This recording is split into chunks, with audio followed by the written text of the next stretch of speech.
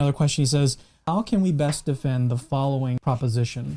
Quote, God was plausibly justified in not explicitly outlawing slavery. Yeah, what we see is in the ancient Near East, well, within Israel, we see, and I elaborate on this in the book, where keep in mind that when people hear the term slavery, they're often thinking of the antebellum South, and they're thinking of a scenario that is just so far removed from what is going on in Israel that this is something that we have I think a term servant is better than, quote, slave, and we have a couple of indicators that this is something that is radically distinct in that, one, yes, people are impoverished and they need some sort of a way to sustain themselves, and becoming indentured servants is the best way, given the ancient Near Eastern structures, to do that.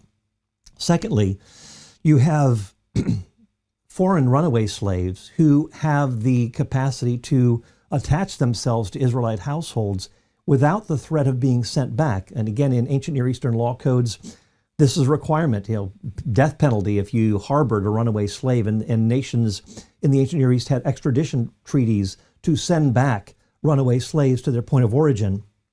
Not so with Israel. Israel was to be a refuge from that kind of oppression. So we have the capacity for runaway, people to go and settle in any of Israel's cities, but we also have the possibility of entering into, Exodus 21, of entering into servitude freely or not continuing with it.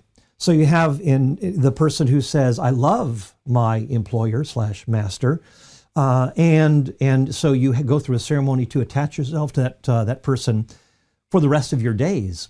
So David Kleins, who an Old Testament scholar, just died recently, but a well-recognized name, he says that these two texts, the runaway and also voluntarily continuing on to be a servant in someone's household, he says these fundamentally undermine the very institution of slavery, that these texts now make it not something that is something that is forcible against someone's will.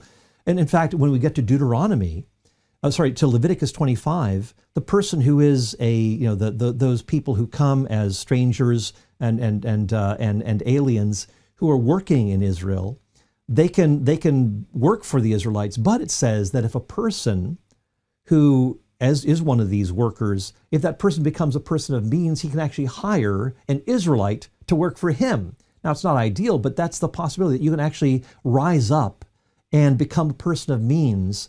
And it's interesting that the same language that's used of you may acquire these servants from other nations, that same language is used of that foreigner who becomes a person of means who may, quote, acquire an Israelite. And so again, that language is really interchangeable, but fundamentally it's a different institution. It is something different. It is regulated and that's why you have the 6-year term limit for keeping an indentured servant, and you couldn't keep him beyond that unless it was voluntary.